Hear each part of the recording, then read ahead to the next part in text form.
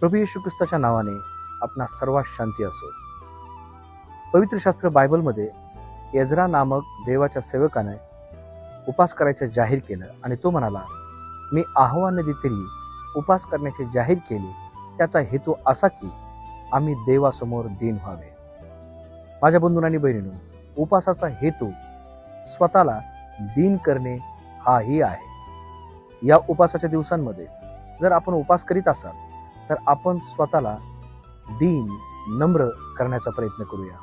म्हणजे प्रभू येशू ख्रिस्त आपल्या सर्वांना ह्या उपासाच्या दिवसामध्ये अधिक आणि अधिक दीन करणार आहे आणि आशीर्वादित करणार आहे. या आपण प्रार्थना करूया.